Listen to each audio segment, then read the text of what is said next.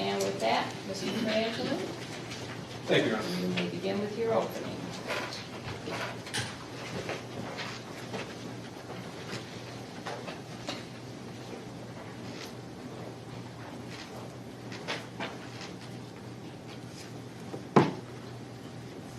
Walk with me up this driveway, and you will find violence. You will find blood. You'll find bullets. And you'll find the body of United States Army Sergeant Tyrone Hassel III, lifeless on the ground. What was he at?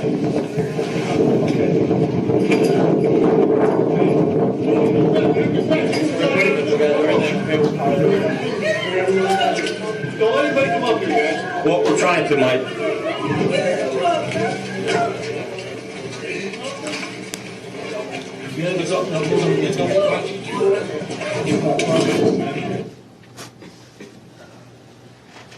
You will find that he was the victim of a planned killing, conceived months before and carried out on New Year's Eve of 2018. The woman responsible for that killing is seated right there, the defendant. You'll find she had murder on her mind and betrayal in her heart. Ladies and gentlemen, we're here today because the defendant, Kemia Hassel, wasn't happy with her life and with her husband. And she devised a plan with her lover, Jeremy Cuellar, to have him murdered. And in the end, you'll see from the evidence it was all about her and what she wanted. But I think you should meet Tyrone Hassel III. He grew up in the Benton Harbor area. He was the pride of his family.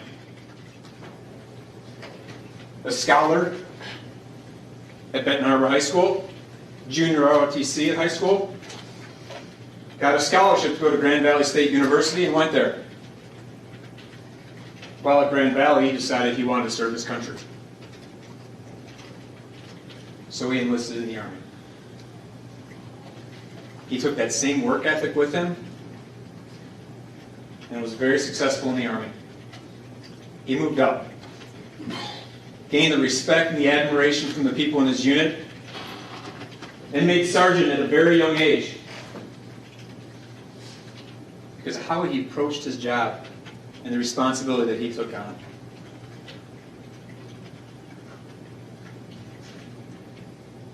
People with him in his unit looked up to him. His family looked up to him too. They looked up to him because he looked out for them, always giving to them. You'll find a few years ago, his brother just graduated from Benton Harbor. Sergeant Hassel said, why don't you move out? He was in the Army at the time. Why don't you move out to Colorado with us? Start a better life out there. That upset the defendant. You'll also hear that on January 2nd, 2 days after he was murdered, he was set to go back to Georgia with his little sister. Same situation. Little sister had just graduated from high school, and he was going to take her back to Georgia with him to start a better life down there. He gave to his family. He gave to his country in the Army. He gave up until the moment that his life was taken. Sergeant Hassel met the defendant, Kemia Hassel, in the Army. They married, had a child. They married in 2016.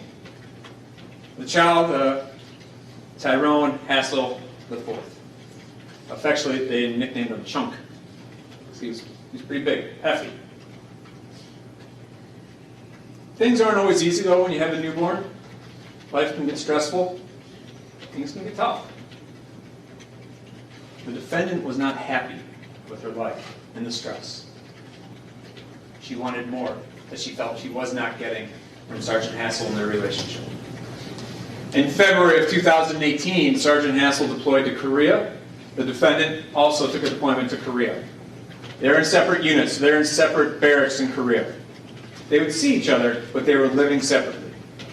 That started in February of 2018. Chunk, I'm just going to call him Chunk. Their child stayed back in the U.S. While they were there, Sergeant Hassel called the defendant my queen, loved her. She started to grow distant from him. She was looking for something to fill the void that she felt she had, and found that in someone in her own unit, Jeremy Cuellar. Jeremy Cuellar showed her the affection that she was looking for and what she wanted. Jeremy Cuellar told her, I'm going to take care of you. I'll give you what you need. I can take care of Chunk too. And she wanted that. She had an affair with Jeremy Cuellar. Her and Mr. Cuellar realized they wanted to be together. Now, she could have divorced Sergeant Hassel, but that simply wouldn't work. Because a divorce wouldn't give her everything that she wanted. She wanted to be away from Sergeant Hassel, that's true. But she wanted something else. Money. A divorce wouldn't give her the money she was looking for. But if Sergeant Hassel was killed, she'd get that money. And a lot of it. Life insurance from the Army for $400,000. And that would be her start with Jeremy Cuellar and Chunk as a new family. And you'll hear all about this plan. You'll hear when it was started, talking about it, devising it. You'll hear how it was supposed to work out, and her role in it, and that money was a part of it. And you're going to hear all of this out of her own mouth, in her own words, because she admitted to all of it. So let's go back and start with that plan. Let's start in Korea. And you were talking about doing it in Korea. Yeah. So what happened? Why did you do it in Korea? No, it was just planned in Korea. It wasn't to be done in Korea. It was just planned in Korea when we got back to the States. Okay. So they started this plan in Korea when they were out there. And they were careful on the plan because they didn't want to get caught. And they thought, well, we can't do it in Korea. It's too small. It's easier to get caught. But once we get back stateside, they're returning to Fort Stewart in Georgia. We don't want to do it down in Fort Stewart. Again, it's too small. Too small of an area. Where are we going to do it? Block leave. Block leave is their time around the holiday break where they get their own break to go back to family, to go on vacation, to go wherever they want to go. Jeremy Cuellar was going back to his mother's house, 3114 Moffett Street, Chicago, Illinois. Not far from Berrien County.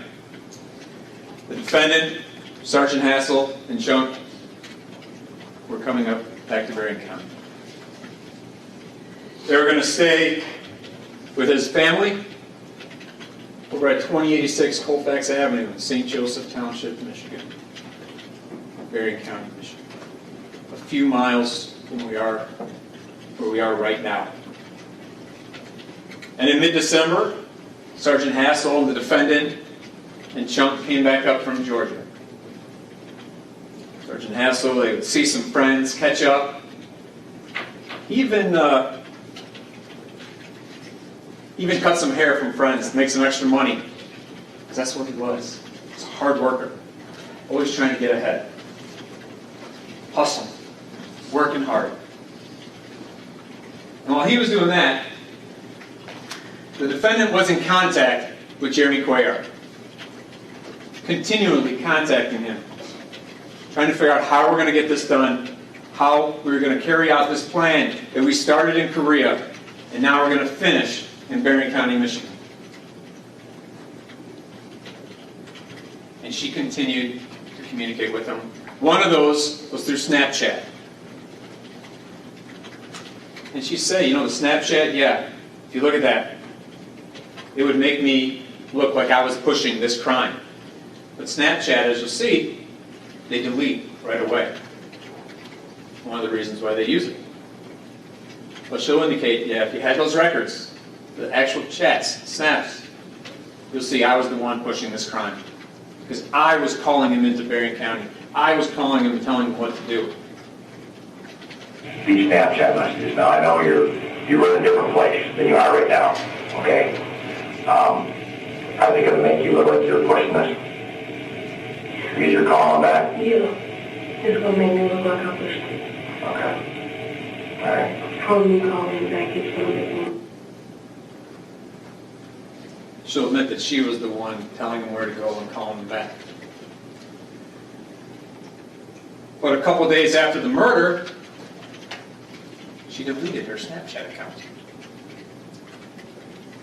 So you won't have a whole lot of information from her. They took other steps to make sure that everything went clean. December 31st of 2018 wasn't the only time that Jeremy Cuellar came to Berrien County to commit this murder. He came 3 times prior to that to get this done. And she would be in communication with him, telling him where the victim was, where Sergeant was, where Sergeant Hassel was going to, where Cuellar could find him. And we know that Jeremy Cuellar was in Berrien County to commit this murder because his cell phone would connect with cell phone sites in Berrien County. All the time, she's telling him where he's at. Okay. So he was trying before that. So people, they never saw the car sitting there. Yeah, so he wasn't watching for it, trying to plan it. He was actually trying those nights, but just couldn't make it happen because there were other people with time. Yeah. Okay. And so you're trying to get them separate and stuff like that? And you're Not even just giving him separate, I was letting him know where he was going and him being back at the house. Like, he'll be on the way to the house, or he's already gone. okay. She was giving the play-by-play. And you'll see her throughout this interview at times giving details and actually correcting Detective Lunguski when he was wrong about something. No, I wasn't actually trying to separate him, as she said there. I was actually trying to give him updates on where he was. So throughout the interviews, you'll see at times, because of the knowledge of what she had, she was correcting Detective Lunguski about what was going on. They couldn't do it at times because other people were around. They didn't want anybody else there to be witnesses because they wanted to get away with it.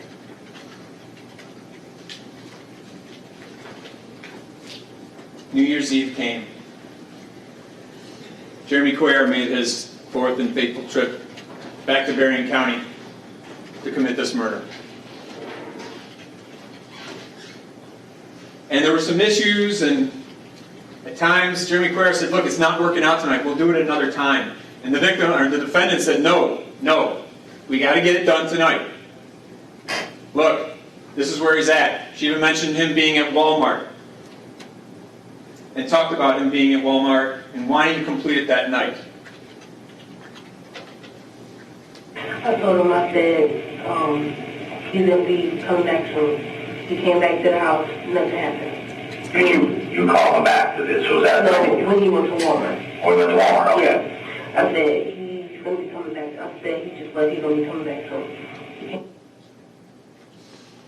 And you'll hear the whole statement. And we know that the victim did go to Walmart that night, as she gave play-by-play to Jeremy Cuellar.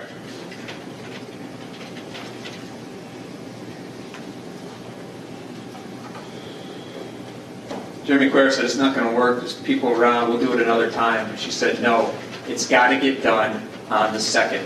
She called him back to make sure, on New Year's Eve. She called him back to make sure it got done on New Year's Eve because they were going back to Georgia on the 2nd, and it wouldn't get done when they went back to Georgia.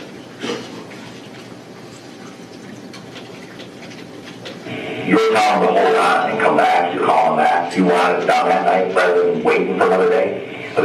Yeah, pretty much, because we were supposed to be leaving on the 2nd. You're supposed to live on the second We were one. supposed to be leaving, going back to Georgia on the 2nd. Why had she done that night rather than waiting back to Georgia? A couple of reasons. One, Georgia was small. They didn't want to get caught down there.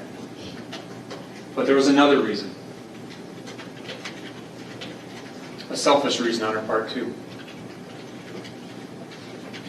When they left on January 2nd, when they were supposed to leave, because we know Sergeant Hassel never made it back to Georgia, Sergeant Hassel was bringing his little sister down to Georgia.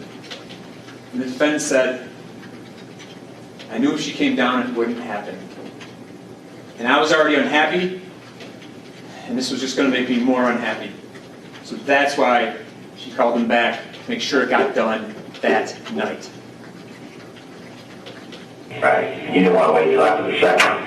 Yeah, because after the 2nd, I knew it would happen. I knew that Kate was going to be living with us, which sisters, and I just knew that I was just going to be more unhappy.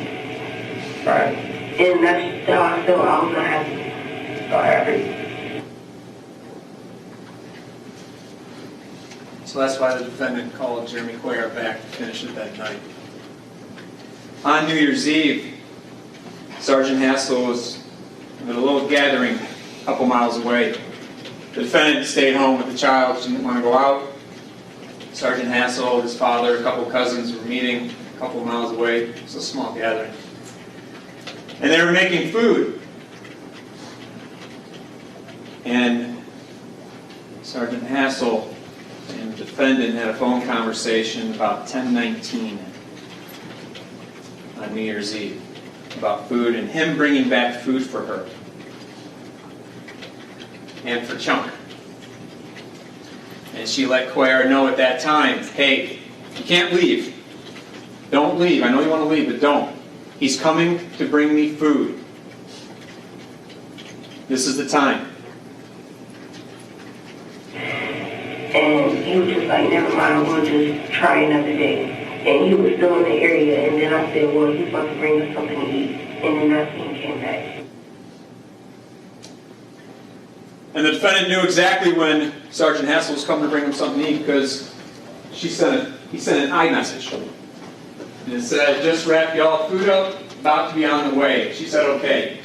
And that was at 10:48 Eastern Time. Now it says 3:48 a.m. And that's universal time. You have to subtract 5 hours, 10:48 Eastern Time, about 10 minutes before the murder. She knew he was coming back with that food. She called Jeremy Cuellar, communicated with him to get him back. It was just her and her child alone at the house. Nobody else was there. Except Jeremy Cuellar waiting outside at her direction. Sergeant Hassel drove back to the home of his parents on Colfax, brought food in, gave it to the defendant, gave it to Chunk, who was still up there. It was the last act that he would do.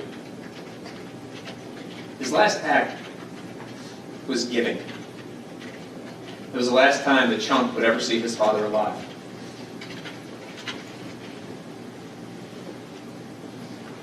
He left out the side door of the house, went back to his truck, parked in the driveway. And immediately, Jeremy Cuellar approached him, raised a 9mm pistol, shot him multiple times in the head and neck area. Sergeant Hassel dropped to the ground. Jeremy Cuellar had that gun again and pulled that trigger again. Shot him again when he was on the ground. And then he ran off. The police responded to the scene. Multiple agencies responded. Sergeant Mike Lanier from St. Joe Township responded. Jeremy Peppers from St. Joe Township. People from St. Joe City, Benton Harbor, Michigan State Police, the Sheriff's Department. On an incident like this, it's all hands on deck. Everybody responds. Because time is critical. They started the investigation right away, blocking off the scene, collecting evidence, interviewing people. They interviewed the defendant, each time saying, I don't know anything about it, I don't know what could have happened, never mentioning the name, Jeremy Cuellar. Almost 11 days later, after a very thorough investigation where they followed every lead, there was a break in the case. See, Jeremy Cuellar was down in Georgia, and he told a friend of his what had happened, what he did. An officer in the Army. His name was Jaquan Hamilton, Specialist Hamilton. Hamilton went to the Army Criminal Investigation Division, CID. It was tough for him to do that. He was reluctant to do it, but he did it. The investigation started to roll from there, and the chips started to fall. Cuellar was found with a magazine in his car that matched the ammunition, that matched shell casings from the scene of the murder. They also had information they'd been up in Michigan around the time of the murder. Things started to happen. Georgia called to Michigan. St. Joe Township, they responded. Said, all right, we need to talk to Kemia again. This time she was interviewed by a detective from Michigan State Police, Detective Andy Lunguski. And he helps out on crimes and pitches in too and helps out interviewing suspects. And you're going to see the video. You've seen clips of it already, but you're going to see the video from Detective Lunguski. Went over the Miranda warning he gave her, the written form for it. Watch that video. Listen to her answers. The details that she gives. Lunguski was able to get her talking. She provided the details.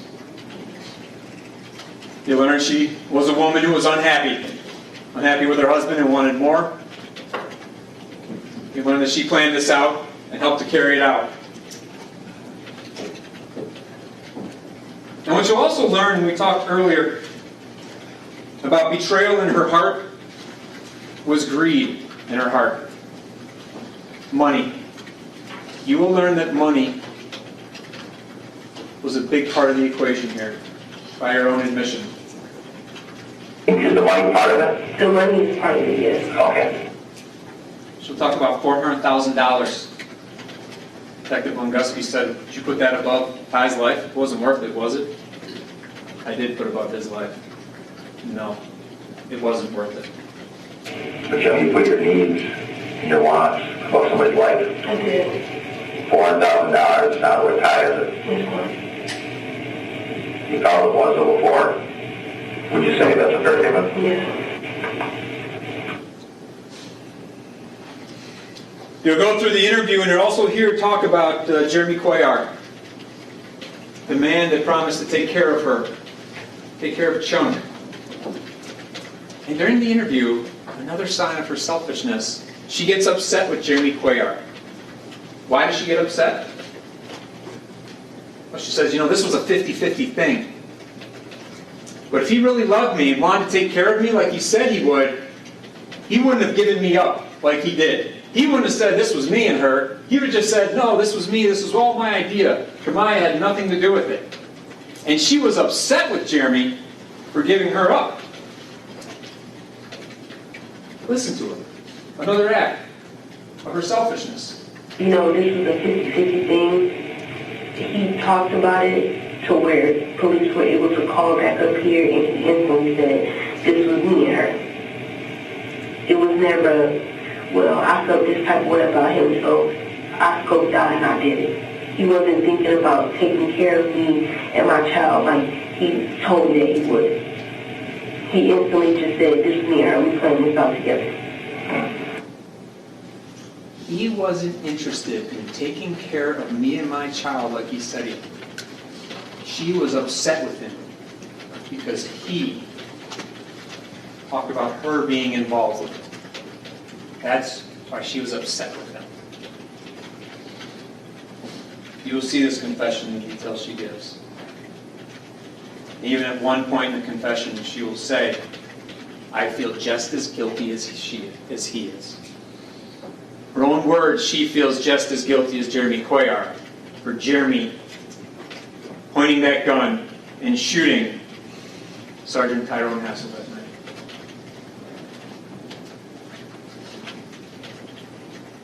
You'll also see, just to make sure there were no issues or no problems, that everything was clear,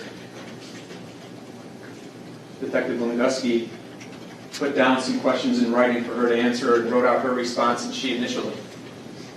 Just to make sure it was all clear. Did you plan with Jeremy to kill Tyrone? Yes. Her initials in blue. Was the money part of the reason for your murder? Yes. Her initials in blue. Did you try for 4 days to work together to kill Tyrone? Yes. Her initials in blue. And she even added stuff. But other people were with him. So he didn't do it on those days. Her own words. Her own responses.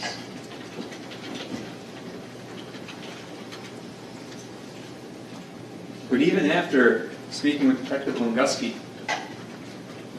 she admitted again to planning this out. She admitted again to doing the murder. Again, that money was part of it.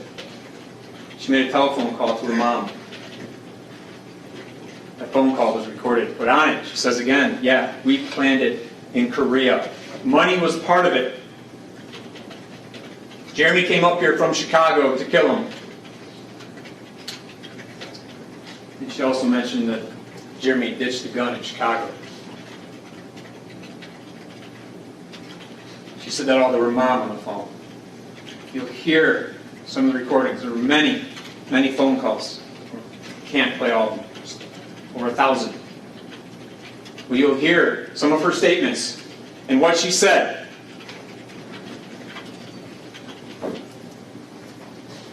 The fact that she admitted to her mom, yes, it was planned in Korea. And some of the phone calls, there's an echo, and it might be hard to understand. But you'll have an opportunity to listen to it as many times as you want to make sure you understand it. You can hear her say, yes, we planned it in Korea. Where did all this come about? It was planned in Korea. And she also talked with her mom. Her mom asked her, come on, is somebody coercing you to say this? Is somebody making you say it? Because this is crazy. This is like a dream. It's like a TV show. Is somebody coercing you? Her response, no, they're not. Mom says, I can't hear you. No, they're not. Is somebody coercing you to say this though? Because this doesn't sound like a TV show or a dream. No, they're not, Mom. I can't hear you. No, they're not. In her own words to her mom, nobody coerced her to say any of this.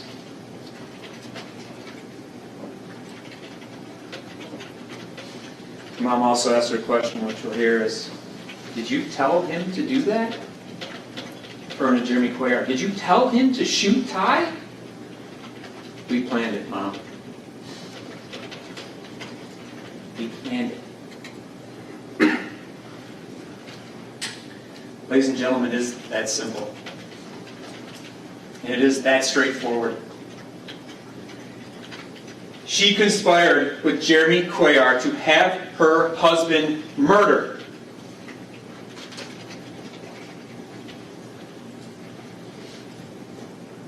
United States Army Sergeant Tyrone Hassel III.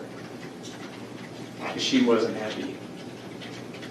She'll say, the marriage wasn't that bad, I just wanted more, I wanted it better. The evidence is never going to put the gun in her hand. It was Jeremy Cuellar that pulled that trigger, but it was at her direction. That gun was never in her hand, but her fingerprints are all over this murder. And she'll tell you through her own words what she did. Detective Lunguski, I'm just as guilty as Jeremy Cuellar. My son also just as guilty as him. Ladies and gentlemen, you can agree with that statement. She's just as guilty as him. And after you listen to all the evidence, listen to the witnesses, look at the evidence, hold her accountable for her actions. Hold her accountable for what she did in bringing about the murder of Sergeant Tyrone Hassel III. Hold her accountable and find her guilty of the crimes against her. I thank you in advance for your time, and I look forward to presenting this case to you. Thank you.